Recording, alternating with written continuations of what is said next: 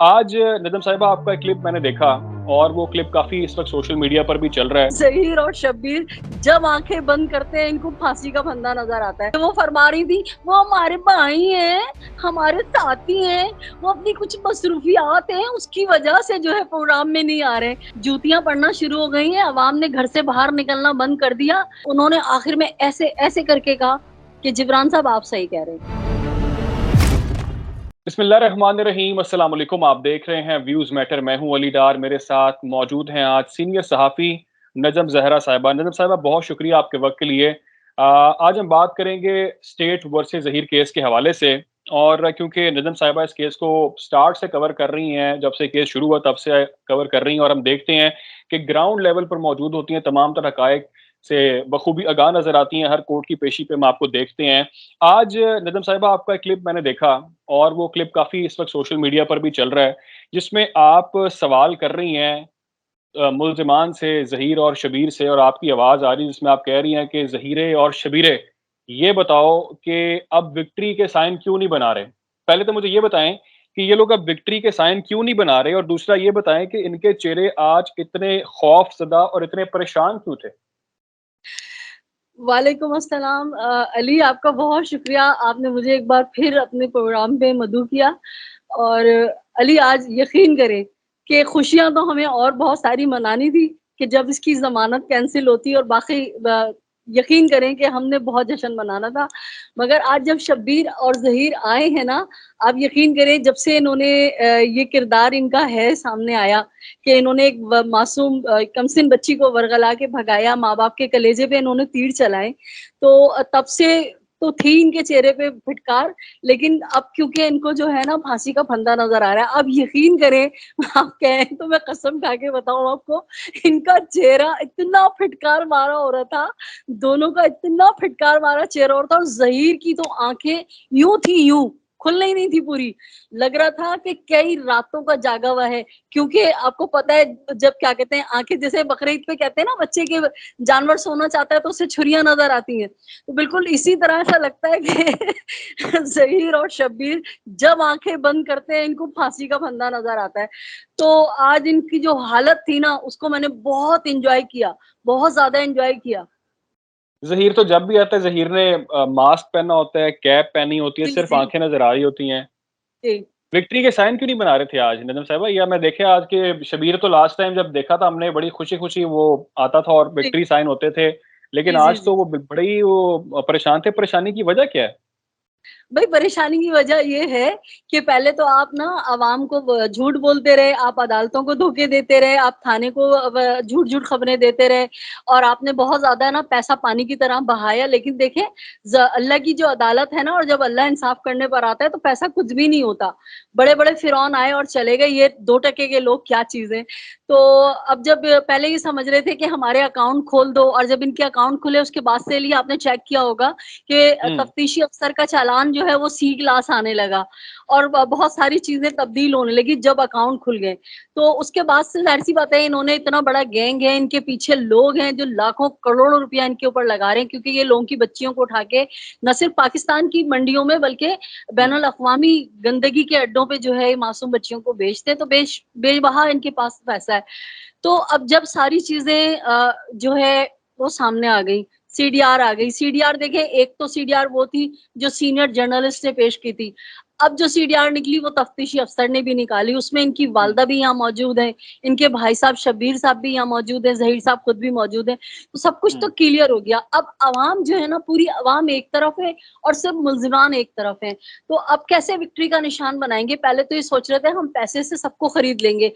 Prosecutions जो थे, उनको इन्होंने खरीदने की कोशिश की होगी कि वो हुआ होगा, लेकिन मैं उस दिन अदालत में मौजूद थी कि जिस वक़्त हुँ। शुरू में तो इस्तिग़ासा जो है, थोड़े से उनका झुकाव इस तरफ था, लेकिन मैं कहती हूँ कि उनका ज़मीर ज़िंदा है। मैं उनको आज भी, मैंने उनको ऐसे सलाम किया हुँ। ना, तो जब जिब्रान नासिर ने उनको दलाइल दिए, तो हुँ। अल्हम्दुलिल्लाह उन्होंने आखिर में ऐसे करके कहा कि जिब्रान साहब आप सही कह रहे हैं।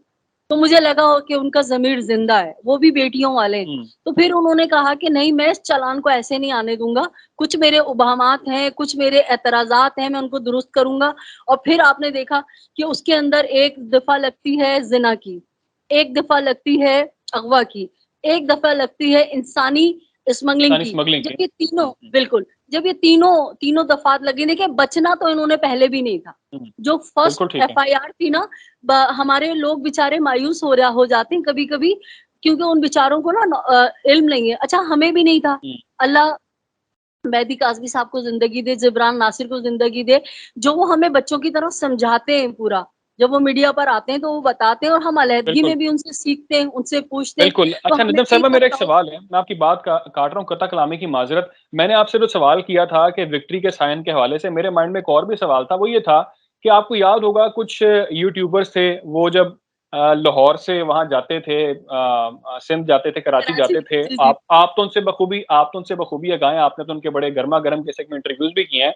तब जी। मैंने देखा था कि जो शब्बीर साहब थे, बड़े मुतमईन होते थे, उनके कैमरे पे वो स्माइल भी करते थे और विक्ट्री के साइन भी बनाते थे। अब वो यूट्यूबर भी वहाँ नहीं जा रहे और क्या समझती हैं आप? क्यों नहीं आ रहे मैं वो यूट्यूबर्स और ये भी बताएँ कि अब वो साइन क्यों नहीं बना रहे उनके जिस तरह बनाते मैं थे उनके आपको होते हुए? बताऊँ, वो यूट्यूबर ना तो कराची आने के लायक रहे मुँह दिखाने के, क्योंकि उनको पता है कि एक नजम ज़हरैनी कौम की और भी बहनें-बेटियाँ हैं जो इंतज़ार में कि इनको जूते मारें। अब वो अपनी जो वो मंडी सजा के एक अच्छी औरत बैठती है ना, उसके प्रोग्राम में भी नहीं आ रहे। परसों मुझे किसी ने क्लिप भेजा काट के कि वो फरमा रही थी, "वो हमारे भाई हैं, हमारे साथी हैं, वो अपनी कुछ मसरूफियात हैं, उसकी वजह से जो है प्रोग्राम में नहीं आ रहे।" और वो जाफ़री साहब और वो ढोलकी बजाने वाले, वो जो अजीब से नहीं, सहरी में जो ढोलकी बजा के उठाता है रोज़े के लिए, मियाँ आसिफ, हमारे भाई हैं, वो भी है, वो तो ओ भाई तुम्हारे भाई हैं तो क्यों नहीं आ रहे? मंडी सस्ती थी, जूतियाँ पड़ना शुरू हो गई हैं, अवाम ने घर से बाहर निकलना बंद कर दिया, तो अब वो मुँह छुपा के बैठ गए ना, तो वो कराची तो ख़ैर क्या आएँगे, उनका तो अपना अपने इलाके में निकलना मुश्किल है। तो लेकिन ज़हीर उनके आने से कम से कम ज़हीर और शब्बीर को थोड़ी-सी जान उनकी जान में आती थी ना, जब आप देखती थी किस तरह से जी, वो जी, स्माइल भी करते थे और बिल्कुल, बड़े मुतमईन नज़र आते थे कैमराज़ के आगे आके। बिल्कुल, लेकिन अच्छा एक और बड़ा इम्पोर्टेंट क्वेश्चन नज़ीम साहिबा वो ये है कि लोग इस वक़्त काफ़ी मायूस हैं और जिस तरह आज हमारी ऑफ द रिकॉर्ड भी बात हो रही थी, काफ़ी लोग परेशान हैं, लोगों को लग रहा है शायद इस केस के अंदर इंसाफ नहीं होना। क्या समझती हैं आप कि केस इस वक़्त जो है वो राइट डायरेक्शन की जानिब बढ़ रहा है? जिस तरह से मेहदी अली काज़मी का भी मैंने एक स्टेटमेंट शेयर किया था।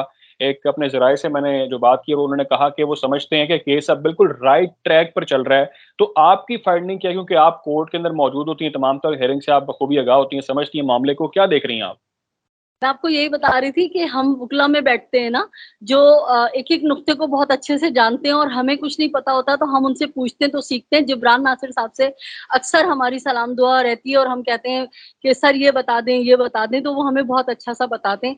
तो जो कानून को ज़ाहिर-सी तो मैंने कहा ना कि मैंने भी जर्नल बीट ज़्यादा की है, एजुकेशन पे काम किया है, कोर्ट का मैं अब फर्स्ट टाइम कर रही हूँ। तो हम भी अच्छा। कानून को नहीं जानते, कानून को हम भी नहीं जानते।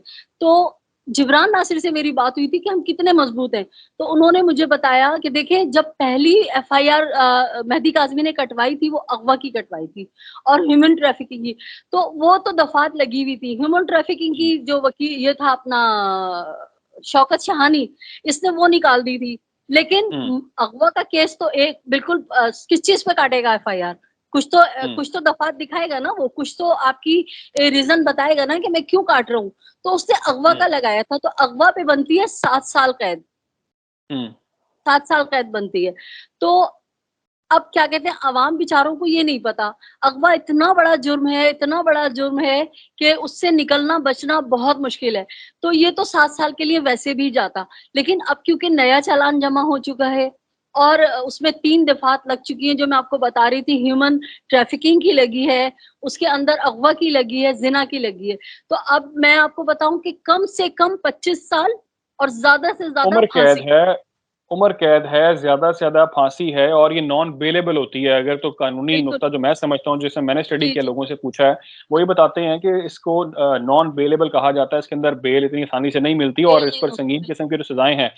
अच्छा मुझे जी, जी। ये लास्ट पॉइंट हम जिस पे बात कर लें, वो ये है कि कल का दिन बहुत इम्पोर्टेंट है। कल एमएलओ के हवाले से समाअत होने जा रही है। कमसिन बच्ची का तिब्बी मुआयना बहुत अहम है। मेरी जीएन कुरैशी साहब से बात हुई थी, उन्होंने कहा था कि एमएलओ जो है वो अभी भी बहुत इम्पोर्टेंट है। कुछ लोग समझ रहे हैं कि शायद अब एमएलओ के अंदर वो चीज़ें नहीं आएँगी जो सिम्पटम्स होते हैं, जो चीज़ें होती हैं वो गायब हो जाती हैं। लेकिन वो कह रहे हैं कि अब भी अगर एमएलओ हो गया तो बहुत सारी चीज़ें मंज़र-ए-आम पर आ जाएँगी और बहुत सारे लोगों के मुँह बंद हो जाएँगे। तो क्या समझती हैं आप कल एमएलओ के हवाले से कोई मुस्बत खबर आ सकती है? देखिए हम क़ब्ल अज़ वक़्त कुछ नहीं कह सकते अली, हमारी अदालतों का मिज़ाज है कि वो एमएलए को इजाज़त देते या नहीं देते, 2 दफ़ा तो वो रिजेक्ट कर चुके हैं। लेकिन क्योंकि मेहदी काज़मी साहब बार-बार दरवाज़े कानून के खटखटाते हैं, उम्मीद है हुँ। कि वो दे देंगे और दूसरा मैं बताऊँ कि एमएलओ अभी इसलिए अहमियत है कि जो ड्रग्स आपको दी जाती है ना, वो 48 घंटों में उसका असर ख़त्म हो जाता है, वो ब्लड साफ़ हो जाता है कुदरत का निज़ाम है, वो नहीं आएगा। हाँ, अब क्योंकि अभी बच्ची को आए हुए 1 महीना हो गया है, अगर उसके जिस्म पे कोई तशद्दुद के निशान मिलते हैं, तो हुँ। बेहतरीन उसका होगा, लेकिन अगर उसे जिस्मानी तौर पे अब्यूज़ किया गया है, तो वो तो लाज़मी आएगा ना। एमएलए हुँ, तो हुँ। बहुत अहमियत का हामिल है अभी भी, इसमें तो कोई दो राय नहीं है। तो हुँ। अब लोग ये कह रहे हैं कि एक चालान पहले जमा हो गया, तो जिब्रान साहब का कहना है चालान तो चालान पे चालान आता रहता है। बिल्कुल जैसे-जैसे ठीक है। केस चलेगा, अभी तो केस चल ही नहीं रहा ना, जैसे-जैसे केस बिल्कुल। चलेगा, बात से बात निकलेगी, बात की खाल निकलेगी, फिर बाल से ज़्यादा बारीकी होगी और फिर जो है वो एक कन्क्लूड करेंगे उसको बात को कि हुँ। अब सारी चीज़ें समराइज़ करके फिर वो जज साहब फैसला देंगे। मसला क्या हो रहा है, हमारे जो अवाम आप कह रहे थे कि मायूस हो रहे हैं, वो इसलिए कि सबको लग रहा है कि चुटकी बजाते ही घड़ी की चौथाई में सब कुछ हो जाए। तो ये केस हुँ। इतना टिपिकल है, तो घड़ी की चौथाई में तो नहीं होगा। देखिए कब का पुराना कब से चल रहा है, 70 साल हो गए पाकिस्तान में बच्चियों को जो है मज़हब के नाम पे तब्दील करने के नाम पे उठा लिया जाता है, मोहब्बत की हुँ। शादियों के नाम पे फँसा के उनको फ़रोख्त कर दिया जाता है। ये तो जी। पहली दफ़ा आपके यहाँ हो रहा है, कितना गोल्डन काम हो रहा है, कि जिससे फिर आपकी आने वाली नस्लों का तहफ़्फ़ुज़ हो जाएगा। नहीं, तो मेरी कुछ वुकला से शायद बात हो रही थी मेरी ना कुछ वुकला से बात हो रही थी, वो ये कह रहे थे कि आप लोगों को लग रहा है शायद कि बहुत डिले हो गया है, बहुत स्लो चल रहा है प्रोसेस और बड़ी मायूसी हो रही है, लेकिन अगर आप हमसे पूछें तो हमें लग रहा है केस बहुत स्पीडी चल रहा है। इसके अंदर एग्ज़ैक्टली, बहुत जल्दी एग्ज़ैक्टली। हैपनिंग हो रही है, वरना हमारा हाँ। सिस्टम बहुत स्लो होता है। जी, बिल्कुल। तो इसको देखिए हम मुस्बत ले सकते हैं। मैं आपको बताऊँ कि मेरा एक छोटा-सा केस था 2016 से, जी। 2016 बहुत माइनर सा मामूली सा केस है, फेक केस था। तो उसके लिए जो है हमने तकरीबन 4 साल 5 साल जो है हमने उसके लिए पेशियाँ भुगती, फिर जाके जो है हम उसमें हमारे वकील ने साबित किया कि ये तो इनका तो कोई लेना-देना ही नहीं था, ये तो वहाँ मौजूद ही नहीं थे, ऐसा नहीं था, वैसा नहीं था। तो हमारा देखिए सिस्टम है, सालों-साल चलता है। हुँ, जज हुँ। साहब कहते थे हमें पता है ये पार्टी बेकसूर है, लेकिन हम क्या करें? तो इनका हुँ। तो देखें 4 महीने में कहाँ से कहाँ पहुँच गया और आज भी देखें कि अगर हम दिल बर्दाश्ता हो जाते हैं क्योंकि हम अपनी बहुत सारी चीज़ें माइनस करके वहाँ पहुँचते हैं, हमारे और भी बिल्कुल। मसाइल हैं और दूसरा मेहदी काज़मी साहब बेचारे एक तरफ से गुज़र रहे हैं। लेकिन आप देखिए आज 22 है ना, अगर उन्होंने डेट दी तो आपको 26 की दी है, अगले महीने की 26 हुँ। नहीं दी। तो महीने के बिल्कुल, ये अंदर-अंदर यही मैं डेट आपसे दे यही रहे कह हैं, रहा था बहुत कि तेज़ी बहुत से बड़ी चल रहा है। कामयाबी है। ये जी। मेहदी काज़मी साहब के वकील जिब्रान नासिर की बहुत बड़ी कामयाबी है, जिस तरह से उन्होंने आज दलाइल दिए, जिस तरह मेरी आपकी बात हो रही थी, जो मुखालिफत उन्होंने की और उन्होंने जी, उनको जी। टाइम गेन नहीं करने दिया। उन्होंने नाज़रीन उन्होंने बात की, उन्होंने कहा कि इनके खिलाफ संगीन नौयत की दफ़ात शामिल हो चुकी हैं। पिछले जी। 1 माह से हम देख रहे हैं कि ये लोग अबूरी ज़मानत पे हैं और इतने संगीन जुर्म करने के बाद भी ज़मानत पे हैं, तो इनको मज़ीद ज़मानत नहीं मिल सकती।